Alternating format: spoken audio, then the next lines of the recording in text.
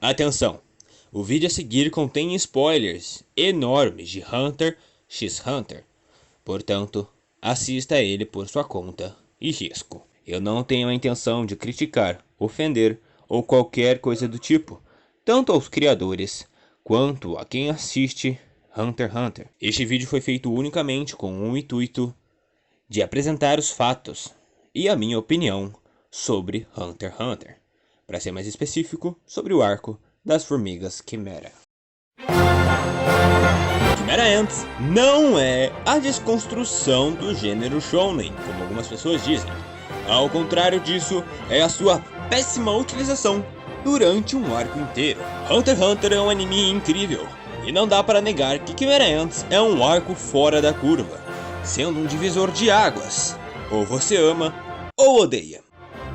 E eu entendo muito bem o motivo pelo qual as pessoas gostam do arco, apesar de não concordar. Mas, por outro lado, quem odeia o arco não costuma ter argumentos muito sólidos, e fala apenas do narrador ou que tem pouca luta, o que é verdade. E é por isso que hoje, eu vim aqui como o advogado do diabo, para destruir o amor que todos vocês nutrem por Chimera Ants. Isso se você já não fechou o vídeo, é claro. Esse vídeo pode ser um pouco longo, então pega o seu fone de ouvido, se aconchega aí, pega um lanchinho e vem contigo.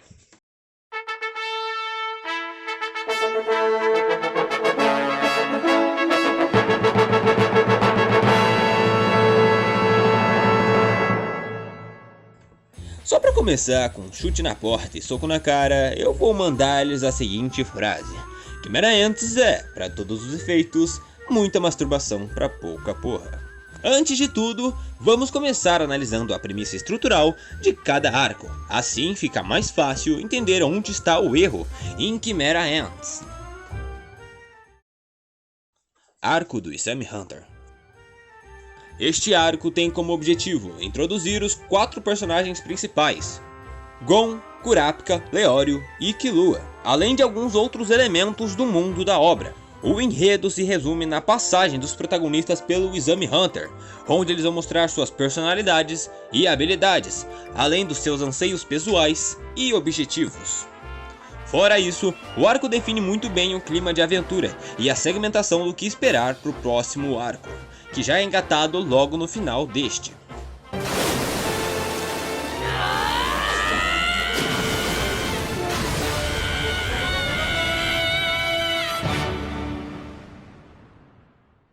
Arco da família Zodiac. É um arco mais simples, consequência direta do final do Exame Hunter, que tem como principal objetivo fortificar os laços dos personagens, fazendo-os se tornarem de fato amigos, já que antes sua união se devia muito mais pelo fato de isso ser conveniente do que pela amizade em si. Além, claro, de mostrar o contraste abissal entre o mundo real, onde Gon sempre viveu, do submundo, onde Killua foi criado e treinado. Além de acentuar as diferenças nas suas personalidades, tem também a construção da motivação de Killua para manter a sua amizade com Gon. O final do arco abre um parênteses para um evento próximo, onde os 4 vão se reencontrar novamente. E então, eles se separam, sendo que Gon e Killua ficam juntos. Heaven's Arena. Este funciona como uma transição entre arcos, onde a obra se permite introduzir conceitos específicos do universo, principalmente o Nen. Além, claro, do estabelecimento dos níveis de poder, assim como seu escalonamento, mostrando de forma expositiva a diferença de poder entre os personagens, fora o aprimoramento dos protagonistas. E de quebra, tem a conclusão de uma pendência deixada pelo primeiro arco. E vale notar que neste arco acontecem 2 das melhores lutas do anime, sendo a do figurante foda que se clona versus Hisoka e Hisoka versus Gon. Claro que por se situar numa arena de artes marciais, este arco tem muitas lutas em comparação com o resto de todo o anime. Depois disso, tem um momento transitório entre os arcos, para reafirmar o desejo dos protagonistas, revelar algumas informações e criar um objetivo claro e concreto para o Gon ir junto com Killua para York-Shin, já que até então não tinha um motivo real para os dois irem, fora a promessa com os amigos. Yorkshin. Com isso, se inicia o melhor arco de Hunter x Hunter de longe. Aqui, o anime intercala entre dois objetivos principais. O de Gon e Killua, que é conseguirem o jogo Grid Island, e o de Kurapika, que é executar os membros da Genin Ryodan. E apesar desses serem objetivos completamente diferentes, que independem um do outro, o autor consegue juntar os dois e fazer com que a interação entre os personagens fosse não só palpável, como necessária. Apesar de poucos, os momentos de ação são muito bons. Assim como também o arco quebra muitos paradigmas de Shonen. E quando você para pra pensar, é tudo um arco de leilão. Os personagens crescem muito nesses arcos, aprendendo vários conceitos, tanto específicos da obra, como coisas da vida em si e filosofias. Além disso, é incrível ver como mesmo com os caminhos dos quatro se convergindo, o que Kurapika está fazendo não vai ajudar os dois durante o leilão, e os dois, por sua vez, são muito fracos para ajudar Kurapika de fato. É um arco perfeito em premissa, desenvolvimento geral, execução de ideias e, para resumir bem, é um arco perfeito. Grid Island. Todo mundo fala mal deste arco, porém é muito fácil achar Grid Island bosta depois do espetáculo que foi Yorkshin. Mas o arco em si não é ruim, ele é simples. Os dois entram no jogo, vão até o fim dele e zeram. Ainda assim, o arco tem sua utilidade, explicando conceitos novos, desenvolvendo os personagens em âmbito de força e todas essas coisas básicas de Shonen. Além de manter aquele clima de aventura típico de Hunter x Hunter, e tem um episódio da queimada que por si só vale o arco inteiro. Não, pra falar a verdade vale o anime inteiro, né? Puta que pariu, que episódio foda.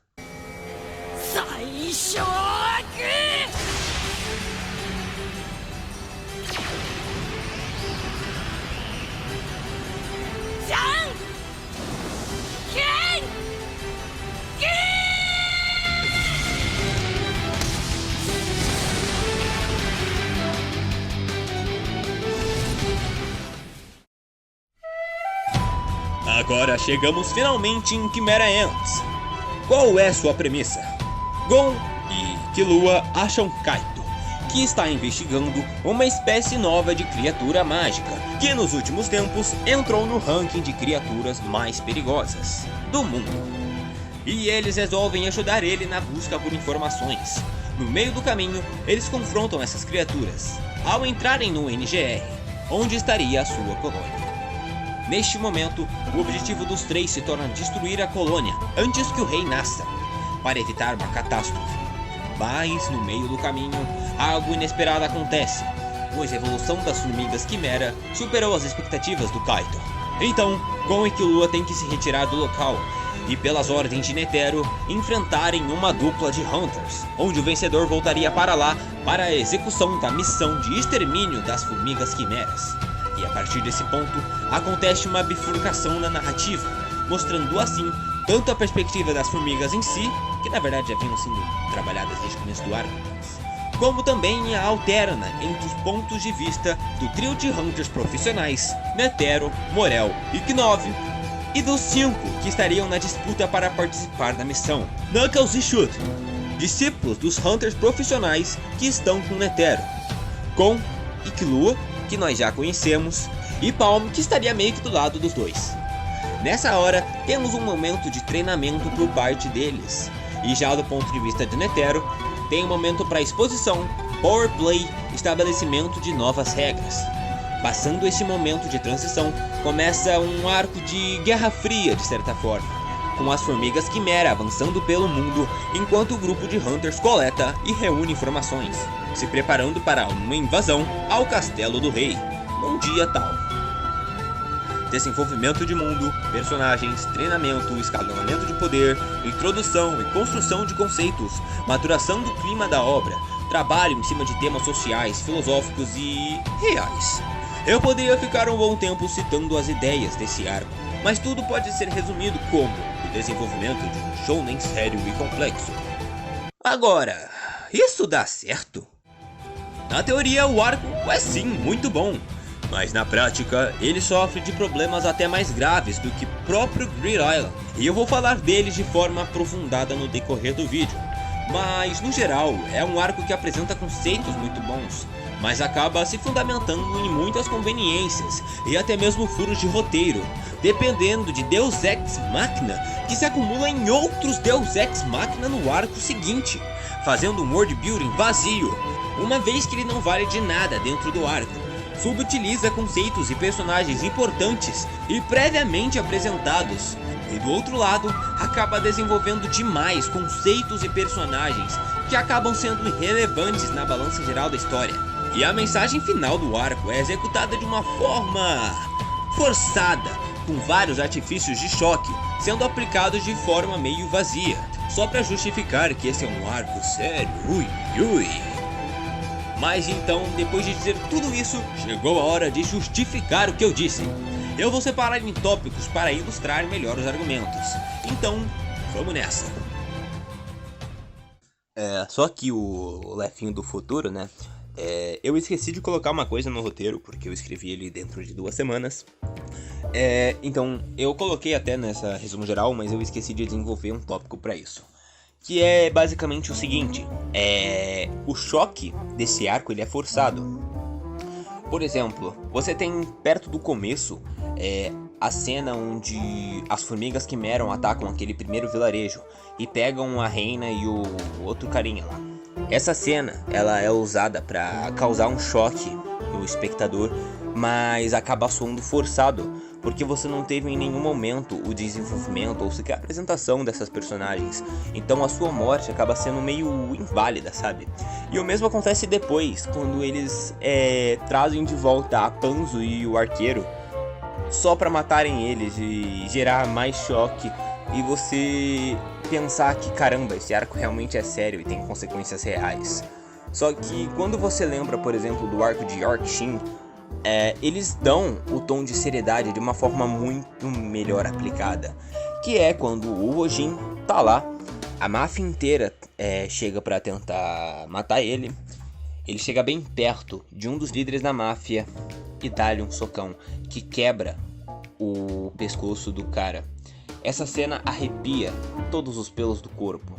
Já essa cena de Chimera Ants, você sabe, você entende, você consegue perceber nitidamente que o Togashi só fez ela pra gerar impacto, pra gerar empatia, pra gerar o antagonismo das formigas Chimera e dar aquela sensação de que, uau, este arco é sério.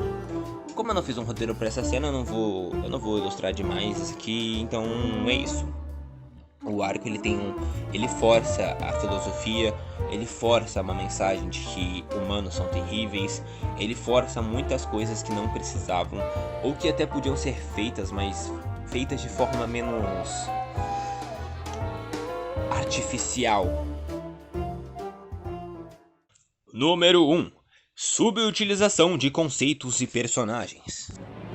Esse é um dos primeiros pontos que me incomodam no arco. Você lembra da Biscuit Krieger, personagem apresentada no arco de Greed Island, que ajudou e treinou os meninos? Ela foi desenvolvida como uma personagem extremamente forte e com prazer em lapidar crianças fortes, aplicando vários conceitos legais de treinamento e desenvolvendo muito bem as regras de Nen. Nesse arco, ela voltou para treinar novamente com o Killua, para que eles fossem capazes de derrotar Knuckles e Shoot e ajudar no extermínio das formigas Chimera. E qual foi o treinamento genial que ela apresentou? Mandar os meninos gritarem que nem Super Saiyajin por 30 dias, enquanto ela lê revista de homem pelado. E é só isso que ela faz no arco inteiro. Ah não, claro, ela também fala pro Killua que dá pra derrotar um inimigo mais forte dependendo das condições, e também faz piada de fugir da Palme pelo arco inteiro. Mas é só isso. A Bisque é uma das melhores personagens da série, além de ser apresentada como alguém muito poderosa, e foi reduzida a isso. Ou então, Saishoagu, o Jajangqueon do Gon, que aliás também nasceu em Greed Island, ao mesmo tempo que se tornou praticamente o único ataque do Gon, ele não é desenvolvido e nem tem uma aplicação real na história, e isso é muito bizarro. Deixa eu explicar. Você sabe o Godspeed ou Lightspeed, sei lá, do Killua. Ele só é apresentado no meio do arco das Formigas Quimera e tem um desenvolvimento e aplicação real durante os combates, se tornando uma ferramenta realmente interessante do roteiro, como na luta contra o Puff ou até mesmo na luta contra os peixes. E acaba agregando na obra. O Jajangqueon é só um golpe que... é só isso, é só um soco. O Gon para, fica 10 segundos carregando o soco e ataca, fim do soco. Isso nunca muda, e a única vez que tem algum trabalho em cima disso, na luta na caverna com as formigas mais fortinhas lá, é algo completamente forçado, tipo... não dá pra usar a pedra, eu vou usar a tesoura! E acabou. Essa é toda a importância do Jajangqueon. E esses são só alguns exemplos. Tem várias coisas no arco inteiro que só existem por existir. Isso é um saco. Número 2. A inundação de conceitos e personagens irrelevantes. Se por um lado coisas importantes são deixadas de escanteio, por outro, o anime gasta muito tempo trabalhando coisas que você não está dando nenhuma importância. O melhor exemplo disso é um fucking episódio inteiro pra falar da história de vida do Gairo. Algo completamente irrelevante para a progressão da história em si. O foreshadowing feito em cima dele durante o arco inteiro já é sólido bastante para você entender a sua influência no mundo de Hunter, no NGR, no submundo da cidade. Mas eles fizeram questão de usar um episódio inteiro para mostrar a história triste e genérica da vida dele, que é totalmente maniqueísta para gerar algum tipo de sentimento de empatia e passar de forma inorgânica e passar de alguma forma artificial a mensagem geral do arco que humanos são ruins. E sinceramente, o Gairo é um personagem que bem provavelmente não deve nem chegar a aparecer, já que a coluninha do Togashi tá malzona e ele não entrega a história pra nenhum assistente fazer.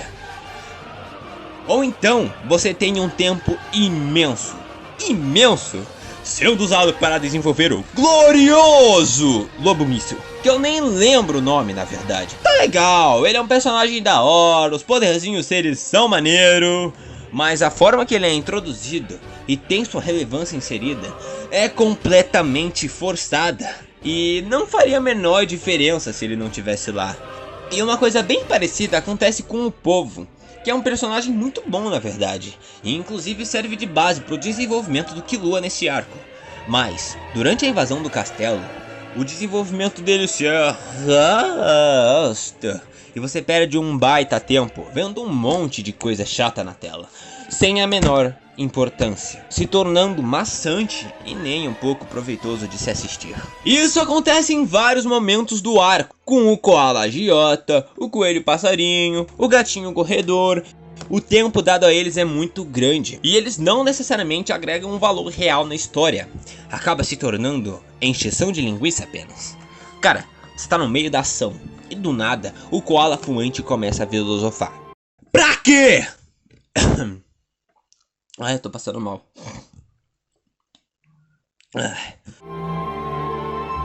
Número 3. Narrador.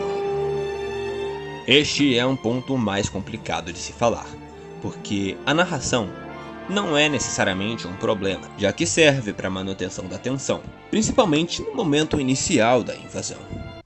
Diz-te o narrador, sentado em seu banquinho de plástico preto, apoiado no seu balcão marrom de madeira bruta. Mas, puta que me pariu!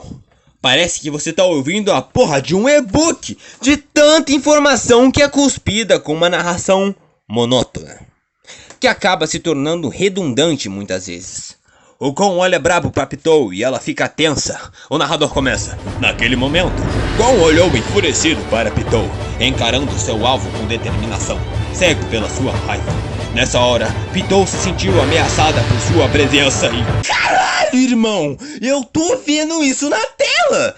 O único momento que a narração funciona de verdade é durante a invasão, pra dar aquela sensação de que ui, todo esse tempo que a gente tá aqui lutando e se fudendo e só passou 10 segundos, mas não é porque a narração funciona que ela é boa. Mostre, não diga. É uma das regras narrativas mais importantes. Se você precisa da narração para expor qualquer coisa que você queira, isso é um demérito. Nunca um mérito. A narração é um recurso auxiliar que você usa quando não consegue demonstrar de forma visual o que está acontecendo. E isso é uma falha da direção preguiçosa. Cara, você como diretor tem muitos recursos para dar os mesmos sentimentos nas cenas, sem o uso de palavras. E iria ficar bem melhor. Na cena da invasão, que é o melhor exemplo, por exemplo, o uso de narração maçante é para mostrar o contraste entre o tempo real, que é exposto pelo plot clean, e o tempo que os personagens estão sentindo por conta do nervosismo extremo. Tudo fica em câmera lenta e todas as expressões dos personagens são expostas, com a narração explicando o sentimento de cada um. E dando algumas outras exposições também. Mas tudo isso poderia ser feito com recursos visuais, alternando entre as expressões dos personagens, os movimentos, micromovimentos e microexpressões dos seus corpos, e o próprio plot clean, criando um clima de tensão, usando bem a trilha sonora no geral, seja pelo silêncio, pela música, pelos pequenos barulhos, por tudo que está ao redor do ambiente. Isso ia criar um clima de tensão em cima de tudo. Essa cena, prolongada por vários minutos, ia causar extremo desconforto. E com o uso certo da trilha sonora, assim que o plot clean soltasse o primeiro, a curva de tensão ia pro caralho e ia cair a ficha de que toda essa cena foram só 10 segundos. E olha, nada de narrador. E todas as outras cenas de narração poderiam ser substituídas por exposições visuais e bem elaboradas. A gente está falando da Madhouse, que na época era um dos melhores estúdios, e de Hunter x Hunter, que é um dos animes mais aclamados no mundo até hoje. Se eles realmente quisessem, eles fariam.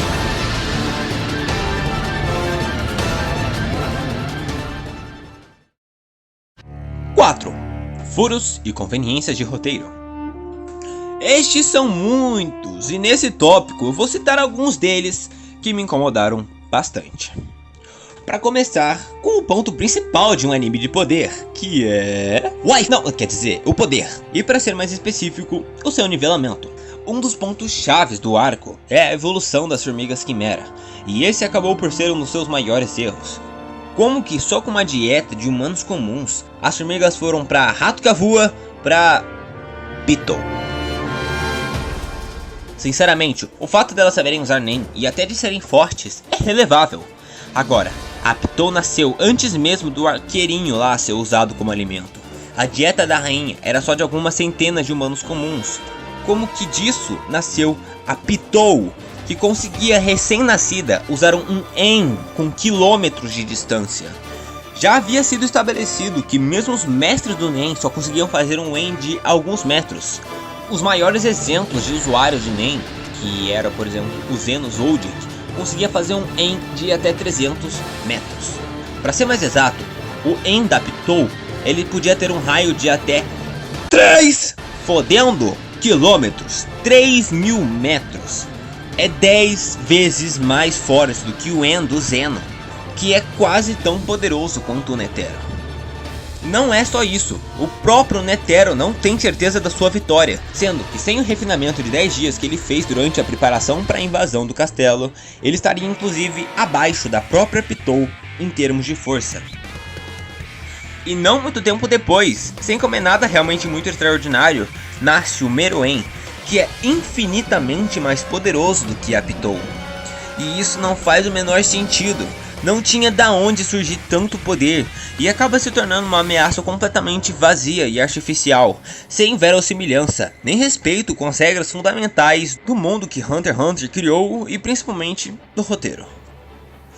E esse problema é tão profundo que consegue gerar ainda outro problema, que é um baita de uma conveniência que prova ainda mais que todo o conflito do arco é artificial e forçado. Que é o seguinte: tem uns bichos, mas tão forte que nem o próprio Hunter mais poderoso consegue derrotar sozinho. E então, qual vai ser o time lendário de supressão? Um surfista fumante, um Sakamoto de Ska falsificado, um cosplay de Josuke Sorão, um samurai sem mão que segura uma lanterna, uma Maria fedida psicopata e 2 crianças iniciantes. Daí você pode me dizer: Ai, mas era pra evitar sacrifícios, pra reduzir as mortes em potencial e... Tá, isso até que faz sentido. Mas então escolhe a porra de um time decente. Durante todo o anime, eles mostraram vários Hunters extremamente poderosos, como o Hanzo, o próprio Razor de Grey Island, a Biscuit, o Gin, o Hisoka, o Zodíaco em si, a família Zoldyck. Cara, tinham muitas pessoas muito fortes, muito mais fortes do que os 4 aprendizes de Apalm. E sinceramente, esse argumento só faz sentido no arco pré-invasão, já que na reta final, as formigas quimera se tornaram um problema em escala mundial. É sério que nenhum Hunter se preocupou em ajudar? Nenhum.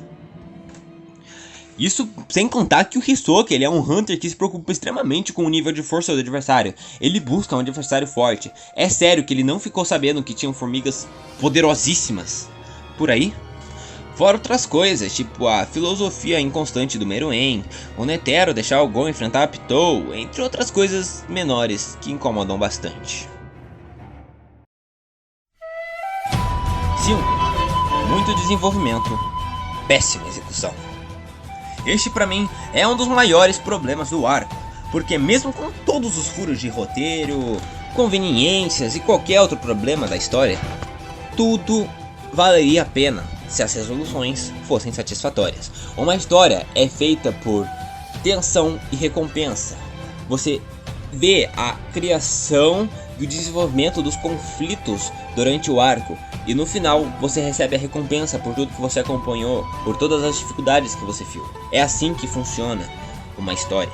Greed Island é um arco cheio de furos e não chega nem perto da qualidade narrativa de Chimera Ants. Mas tanto o episódio da queimada quanto a luta contra o Bomber são de tirar o fôlego e te recompensam muito bem por ter assistido o arco inteiro. Agora, em Chimera Ants isso não acontece. Nenhuma luta teve uma boa resolução, nenhuma consequência real na verdade. No fim, todo o arco é vazio. O Yuppie e Puff morreram pelo próprio Meruem. Não teve nenhuma luta realmente bem feita e com uma consequência real. Não teve uma luta realmente bem feita ou importante ou relevante durante o arco todo, que realmente tenha dado algum sentido pro conflito. Em vários momentos, os personagens agiam como se fossem fazer algo legal, mas ficavam só nisso, porque as lutas eram monótonas. Todo aquele power play do Dragon's Eye se estende por vários episódios e não acarreta em nada, não muda de fato o cenário da batalha. Só serve para manipular o roteiro e incapacitar a Pitou narrativamente. Mesmo que vários momentos tenham sido realmente muito legais e tenham dado um hype imenso, a conclusão dos conflitos foi broxante. E para piorar, nenhuma das lutas foi realmente interessante. Morel contra o Puff, o Knuckles e o Shoot contra a Yuppie, Killua contra a Palm. Todas as lutas foram broxantes. Até a luta do Gon contra a Coruja lá no meio do arco foi melhor do que essas lutas da invasão. Todo o terreno foi muito bem preparado no arco inteiro, mas no fim, não aconteceu nada. Tanto tempo desenvolvendo o passado do Netero e depois a Little Rose pra nada. Isso me leva ao último tópico.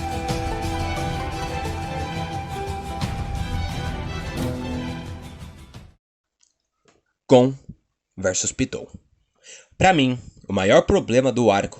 Só que, para ilustrar bem ele, eu vou ter que falar bastante sobre todo o peso do desenvolvimento de Gon durante o anime e durante Chimera Ants. O anime começa com Gon decidindo sair em uma jornada para se tornar um Hunter. Seus objetivos eram 2.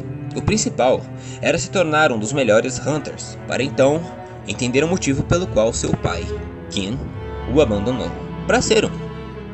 Por isso, inclusive, ele promete que vai voltar para a Ilha da Baleia, sendo o maior Hunter de todos. O seu segundo objetivo era achar o seu pai, para poder conversar diretamente com ele, mas havia algo que ele sempre soube, e confirmou quando ele abriu o presente que seu pai o deixou para ele abrir quando se tornasse um Hunter. Ele sabia que achar o seu pai e ser um dos maiores Hunters era algo diretamente relacionado, pois achar Gin Freaks era uma tarefa realmente difícil, já que Gin era uma pessoa incrível. Quando ao zerar Good Island e usar o teleporte para ir até Gin, Gon chega em Kaito. Ele entende na mesma hora que esse era mais um dos planos de Gin. Aliás, algo que vocês não devem ter notado é que era Kaito que estava com a licença Hunter de Gin, então faz sim muito sentido que ele tenha sido o destino do teleporte. Ao se encontrar com Kaito, tanto Gon quanto Killua percebem a oportunidade de aprender mais, principalmente porque ele estava em uma missão Hunter e poderia usar ela como forma de treinar Gon. Inclusive, ele não tinha intenção de ajudar os dois, tão menos de levá-los na missão. Só o fez depois de saber quem era Gon. E Gon sabia quem era Kaito, os dois já haviam se encontrado antes.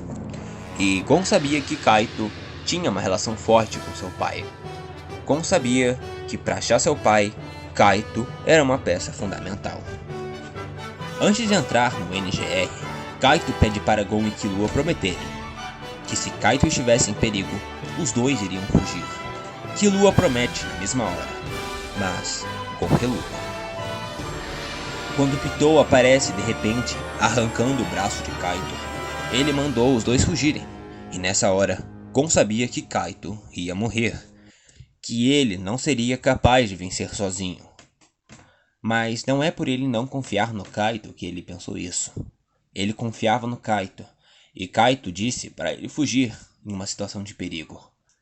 E ele confiava no Kaito, e antes de irem para a missão, Kaito disse que se ele estivesse em perigo, era para os dois fugirem.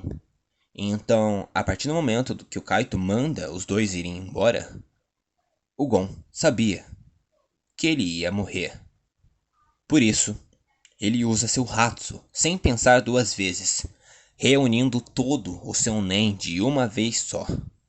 E isso se realça pelo fato da sua aura estar com um brilho alaranjado e intenso. Se não fosse por Killua, Gon teria partido para cima de Pitou e teria morrido. Quando Gon acordou, ele já sabia. Já sabia que Kaito estava morto. E por isso se culpou por ser tão fraco, por não conseguir proteger Kaito, que era o único elo que ele ainda tinha com seu pai. Foi somente no hotel na cidade que ele recuperou sua força, no primeiro estágio do luto, a negação. Mesmo sabendo do destino de Kaito, ele negou sua morte, e usou isso para se motivar a ficar mais forte e salvar Kaito, por mais ilógico que parecesse. Por isso Gon está hesitante durante todo o treinamento e durante todos os confrontos contra Knuckles. Quando ele perde, é outro choque. Novamente ele falhou em proteger Kaito. Novamente ele falhou com seu pai.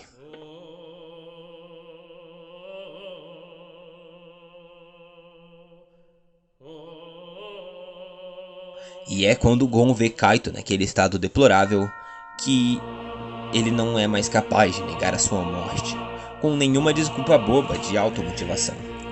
E nesse momento, ele fecha seus olhos para a verdade, deixando-se consumir pela raiva e angústia. Tanto que quando Morel pede para ele o socar, como um teste de sua força e determinação, ele reúne energias para um soco tão poderoso que seria capaz de matar Morel. Ele não pensou nisso. Para ele não importava. Sabendo da morte do Kaito e nutrindo um ódio tão grande pela Pitou, ele o mataria, sem mais nem menos, sem nenhuma hesitação. E nesse momento, toda a atmosfera fica carregada com energia negativa, mas não pelo tamanho da aura de Gon, mas porque naquela hora, O que Gon emanava não era aura, era ódio. E esses sentimentos são tragados por Gon durante todo o arco, que se afunda cada vez mais, se afastando de Killua, até chegar no momento em que Netero o aponta para aquele quarto. Por mais que Gon tenha mantido a postura todo esse tempo, ao saber que Pitou estava logo ali, ele não conseguiu se conter. Novamente, ele foi tomado pelo ódio. Ele estava cego e com vontade de matar. Ele mataria Komugi se fosse preciso, indo contra seus próprios ideais. E esse sentimento é alimentado durante todos os episódios que se seguem, até o momento em que finalmente ele leva Pitou até Kaito para curá-lo. E somente quando sai da boca dela que ele está morto, é que Gon sai do transe em que ele mesmo se colocou. Durante 2 meses, ele se forçou a estar em negação, a primeira fase do luto. E por isso, tudo que ele sentiu foi ódio durante todo esse tempo. Nessa hora, não tinha mais como ele mentir para si mesmo. Então, Gon sente tudo que ele negou por 2 meses inteiros de uma vez só. Raiva, tristeza, impotência, ódio, medo. Tudo. Ele xinga a si mesmo, ele xinga a Pitou, ele se culpa e ele culpa a Pitou. E ele esbraveja até o momento onde ele fica vazio e desiste da sua própria vida. Tudo perdeu sentido e para ele, tudo que importa é matar Pitou.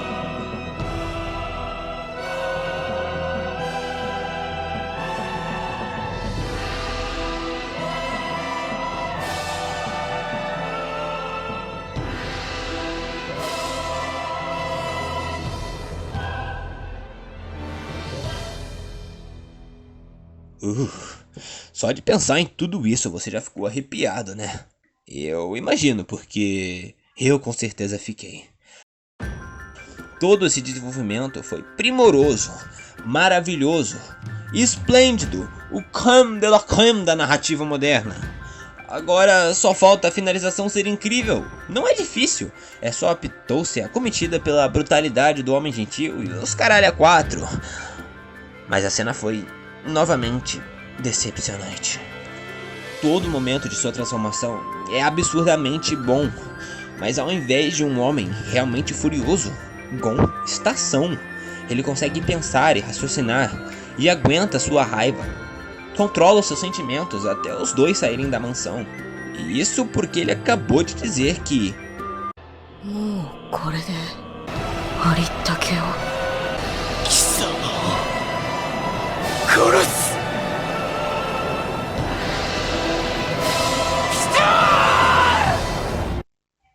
a sequência do massacre não é de longe tão brutal quanto poderia ser, e tudo acaba sendo decepcionante. Isso sem contar o Deus Ex Machina para reverter todas as consequências relevantes desse arco.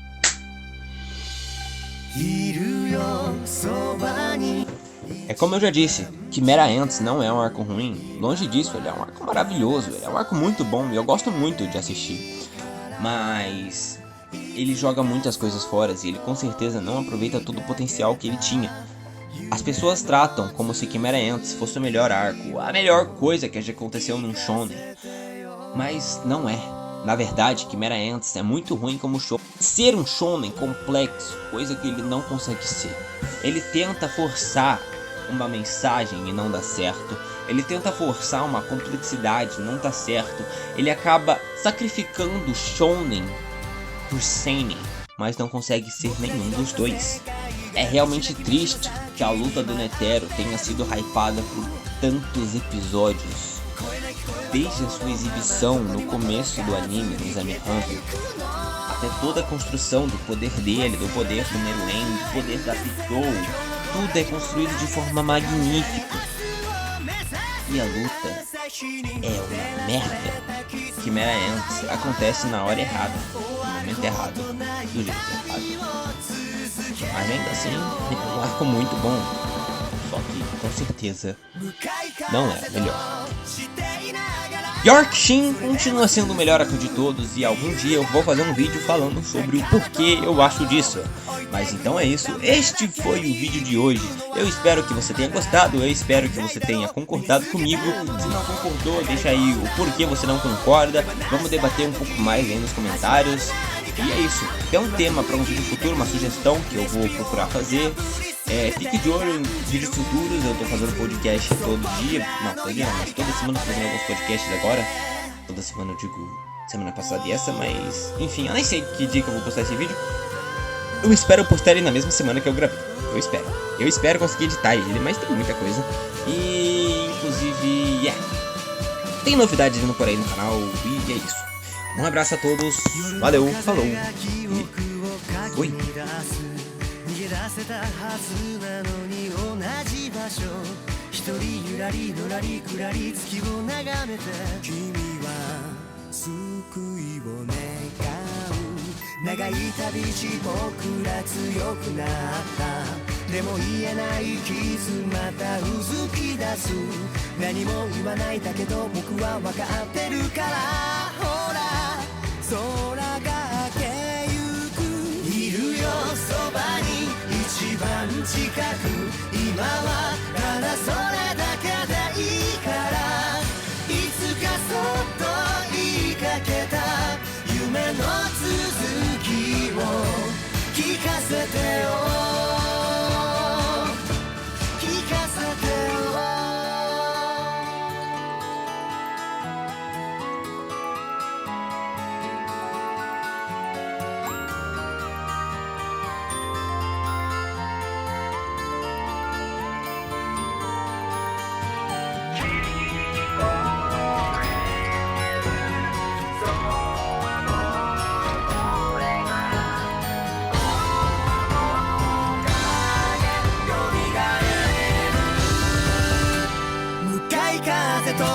していながらそれでも進む理由があるだから友よ置いてくためだけに生きるのはまだ早いだろう汗にまみれて泥にまみれて手にしたものはみっともないかな誰かが決める勲章は星くらい聞こえるリズムそばに一番近く今はただそれだけでいいからいつかきっとたどり着く僕らの未来へ動き出す